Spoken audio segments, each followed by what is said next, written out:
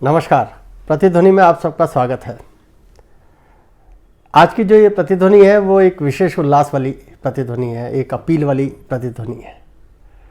और मैं समझता हूँ कि 2021 में सभी भारतीयों के लिए बहुत अच्छी खुशी का समय होगा।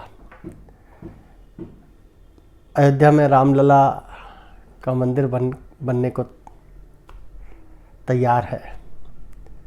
5 अगस्त को उसका शिलान्यास हो गया, प्रधानमंत्री ने किया और हमारी विभिन्न परंपराओं के प्रतिनिधि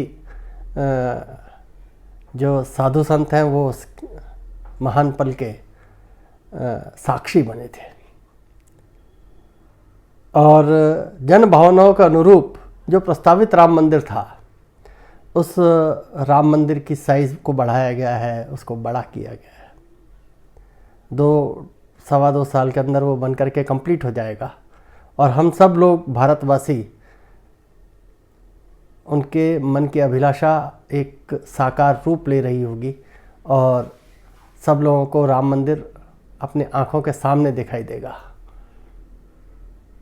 1528 से लेकर के 2021 लगभग 500 साल का कालखंड है।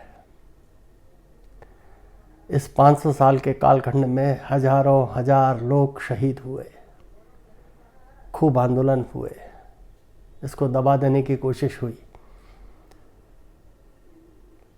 लगभग 400 साल वो मीर बाकी ने जो ढांचा बना रखा था वो हमारी छाती पर हमारे पौरुष को चुनौती देता था। पर 6 दिसंबर को वो ढांचा ध्वस्त हो गया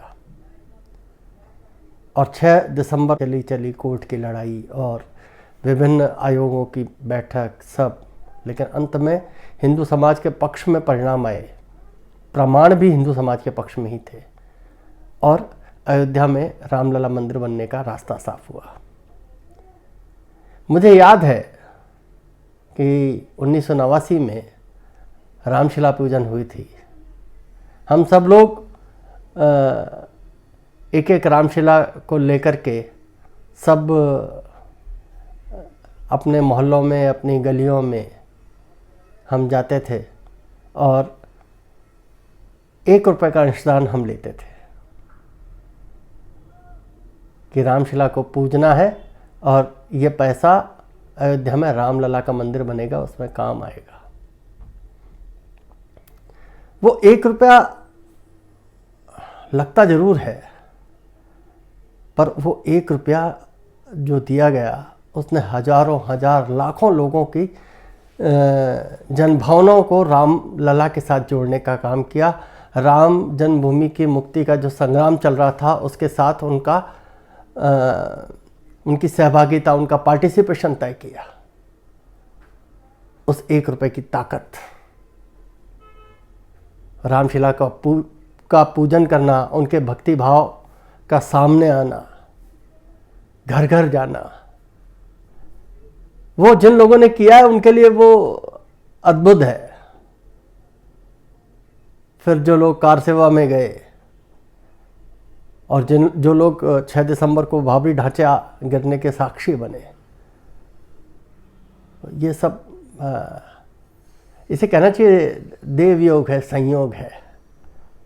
लोगों ने इतिहास को बदलते हुए देखा और हम वो पीढ़ी हैं जो इतिहास को दोबारा लिखे जाने को देख रहे हैं। तो ये तय हुआ है कि आगामी 15 जनवरी से जो मंदिर निर्माण के कार्य में लगे लोग हैं वो वापस हिंदू समाज के पास जाएंगे और उनसे सहयोग की अपेक्षा करेंगे। कुछ जगह लोग निकल कर के आए हैं जो करोड़ करोड़ रुपया दे रहे हैं। अच्छी बात है, जिसके जितना सामर्थ्य वो उतना सहयोग करे। पर हर हिंदू समाज का व्यक्ति भले ही 5 रुपए का अंशदान करे, भले ही 10 रुपए का अंशदान करे, प्रत्येक परिवार के हिसाब से अंशदान करे, पर वो अंशदान होना जरूर चाहिए। क्योंकि ये जो राशि इकट्ठी होगी, ये राशि आपकी सहभागिता को तय करेगी। 5 रुपए के कूपन भी होंगे, 50 रुपए के कूपन भी होंगे। हमारा सामर्थ्य, हम हो सकता है हम बहुत ज़्यादा करने की स्थिति में हो, पर यह सोच करके ना रुक जाए कि नहीं बहुत लोग हैं जो कर रहे हैं। ना, उनका कर्म उनके साथ, आपका पुण्य आपके साथ। क्योंकि देश में जो लोग हैं, देश जिन लोगों से बनता है, वो मछुआरा हो, वो नाविक हो, वो खेतीहर मजदूर हो, खेती करने वाला किसान हो, श्रमिक वर्ग हो जो फैक्ट्रियों में जाता है, जो लोग अपना खुद का जीविकोपार्जन अपने खुद के रोजगार से करते हैं, वो लोग जो सोचते हैं, उन लोगों के जो हाथ है, वो बड़ी ताकत है। तो मेरा आप सबसे अनुरोध ये है कि हम ये ना सोचें कि बहुत सारे लोग बहुत कुछ सहयोग कर रहे हैं इसलिए हमारी कोई भूमिका नहीं है। ना, उनकी भूमिका उतनी है, पर आपकी भूमिका, चूंकि आप अरब में हो, करोड़ों लोग, 100 करोड़ लोग मिलते तब जाके 1 अरब बनता है। हम 135 करोड़ लोग हैं पूरे भारत में, पूरे विश्व में, जहां जहां हिंदू हैं, जिन जिन के आराध्य राम हैं, वो सब अपना सहयोग करें। क्योंकि ये केवल एक विचारधारा की जीत नहीं है, एक हमारे आराध्य पुरुष की प्रतिस्थापना का समय नहीं है। ये पूरे विश्व को इस बात का संकेत है कि हाँ, भारत अपने स्वाभिमान के साथ खड़ा हो रहा है। आज़ादी के बाद सोमनाथ मंदिर की प्रतिष्ठापना हुई थी और उसमें तब तत्कालीन राष्ट्रपति डॉक्टर राजेंद्र प्रसाद गए थे। सरदार पटेल ने उस काम को हाथ में लिया और पूरा किया। आज फिर वैसा ही मौका आया है। एक तीर्थ है। आमतौर पर क्या होता है कि कोई जगह बरसों बरस जाते जाते जाते जाते जाते जाते बनती है और वो तीर्थ के रूप में डेवलप होती है। अयोध्या अपने आप में एक धाम है, और जब अयोध्या अपने आप में एक धाम है और वहाँ पर एक मंदिर बन रहा है, तो वो तीर्थ बिना आपके निर्माण के, आपके सहयोग के, उसका निर्माण कार्य पूरा नहीं होगा। और राजस्थान तो सिरमौर है। राजस्थान की पहचान ही पूरे देश में भामाशाहों की पहचान है। कहते हैं कि पूरे देश में जितने प्रतिशत व्यापार होता है उसका बड़ा हिस्सा मारवाड़ी संचालित करते हैं। राजस्थान से बड़े बड़े उद्योगपति निकले हैं, राजस्थान से बड़े बड़े कारोबारी निकले हैं, व्यापारी निकले हैं। उन्होंने बहुत बड़ा सहयोग किया है। पर आज अवसर है कि सामान्य से सामान्य व्यक्ति भी भामाशाह हो सकता है, और उसको होना चाहिए। क्यों? क्योंकि बात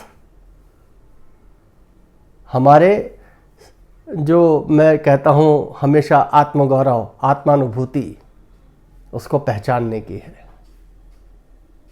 तो 15 जनवरी से और फरवरी 21 तक शायद